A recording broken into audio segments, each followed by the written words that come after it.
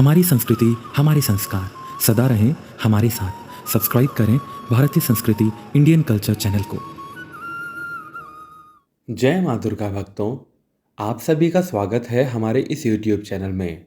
भक्तों, जैसा कि आप जानते हैं कि आज दुर्गा नवरात्रि का छठा दिन है। जी हाँ दोस्तों, और आज दुर्गा माँ के छठे रूप माँ कात्यायनी के रूप में पूजा की जाती है।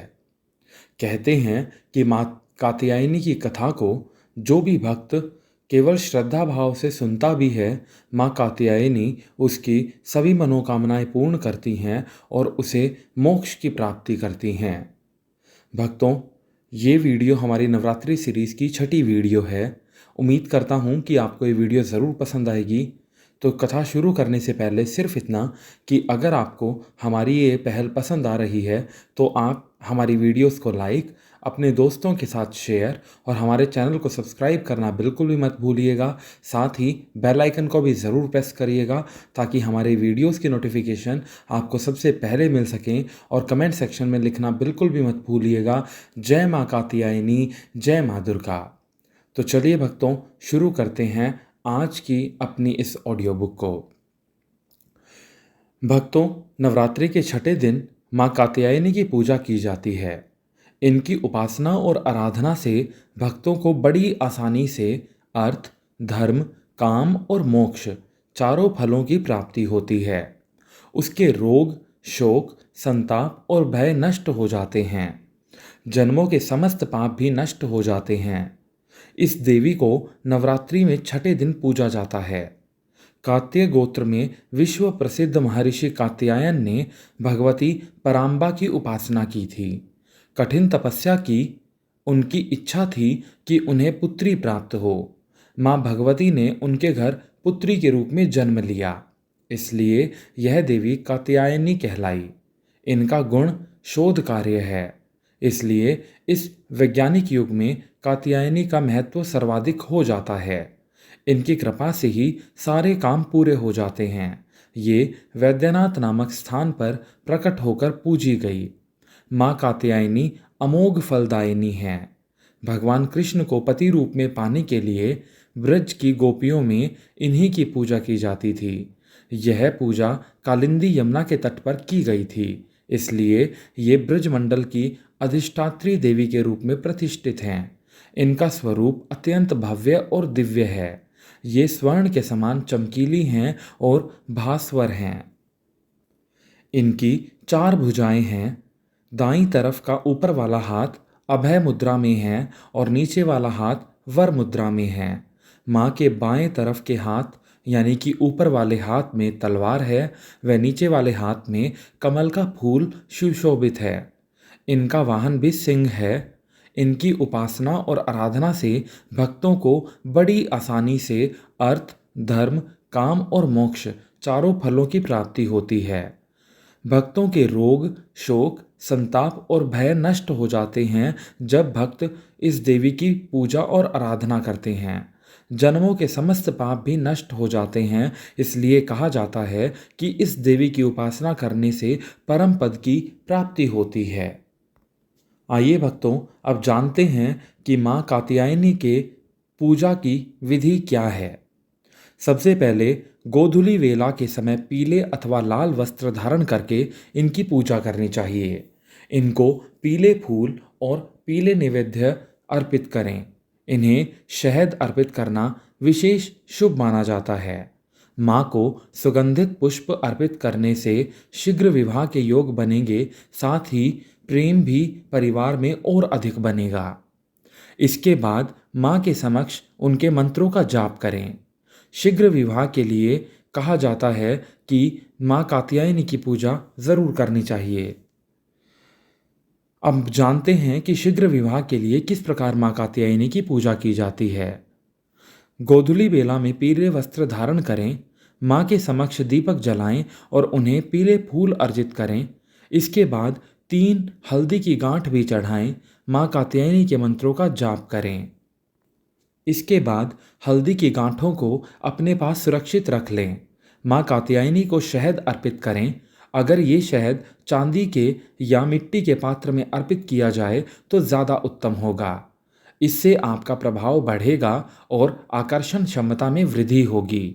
माता कात्यायनी का चित्र या यंत्र सामने रखकर रक्त पुष्प से पूजन करें। यदि चित्र में यंत्र उपलब्ध न हो तो देवी माता दुर्गा जी का चित्र रखकर मंत्र का जाप करना चाहिए। इससे मनोवांछित प्राप्ति होगी, साथ ही ऐश्वर्य की प्राप्ति भी होगी। भक्तों, जैसा कि हम जानते हैं कि माँ दुर्गा का छठा रूप कात्यायनी माता के रूप में प्रसिद्ध है। माता ने यह रूप अपने भक्त ऋषि कात्यायन के लिए धारण किया था।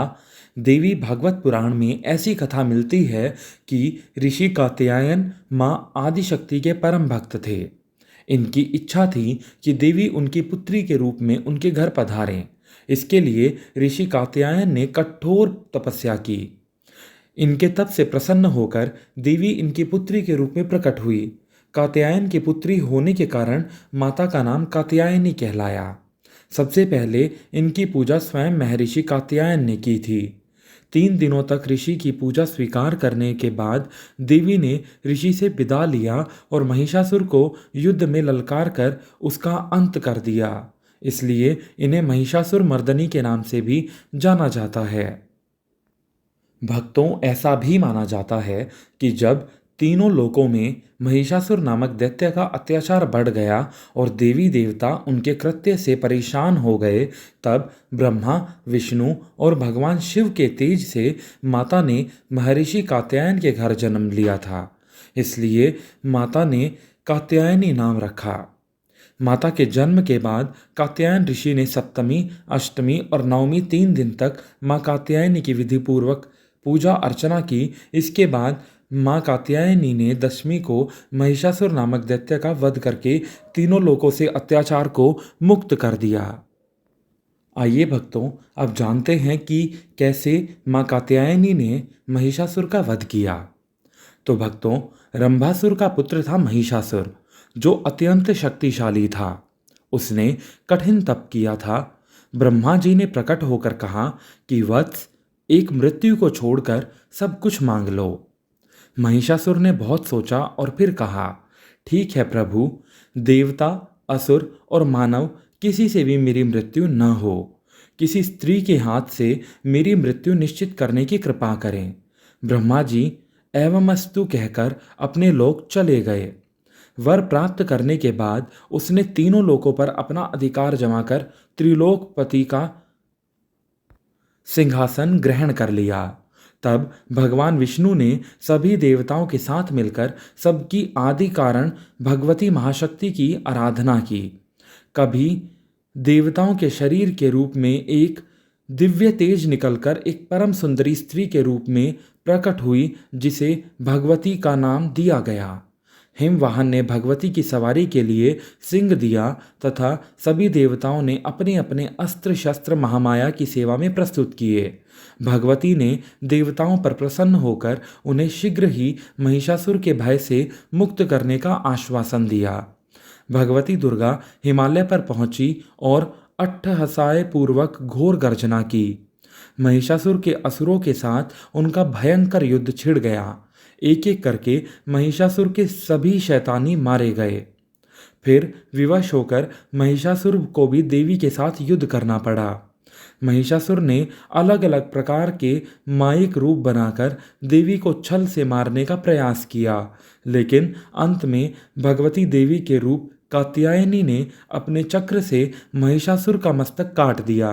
कहते हैं कि देवी कात्यायनी को ही सभी देवों ने एक एक हथियार दिया था और उन्हीं दिव्य हथियारों से युक्त होकर देवी ने महिषासुर का युद्ध किया और धरती को पाप से मुक्त किया। तो भक्तों, आज की हमारी ये कथा यहीं समाप्त होती है। उम्मीद करता हूँ कि आपको ये कथा ज़रूर पसंद आई होगी। और ये भी पौराणिक मान्यताओं के अनुसार माना जाता है कि जिस भी स्त्री का विवाह नहीं हो रहा हो या जिस कन्या का विवाह नहीं हो रहा हो, उसको माँ कात्यायनी की आराधना ज़रूर करनी चाहिए। इससे माँ खुश होकर उसे मनचाहे वर की प्राप्ति करती हैं। तो भक्तों, मिलते हैं आपसे अगली एक ऐसी ही वीडियो के साथ। तब तक के लिए माँ की आराधना में लगे रहिए और खुश रहिए। जाते जाते सिर्फ इतना ही कहूँगा कि हमारे चैनल को सब्सक्राइब ज़रूर करिएगा, साथ ही बेल आइकन को प्रेस करके हमारी वीडियोस को लाइक, दोस्तों के साथ शेयर और कमेंट सेक्शन में जय माँ दुर्गा, जय माँ कात्यायनी लिखना बिल्कुल भी मत भूलिएगा दोस्तों। तो ठीक है दोस्तों, मिलते हैं आपसे अगली वीडियो में। जय माँ दुर्गा, जय माँ अम्बा, जय जगदम्बा, जय माँ जगदम्बा।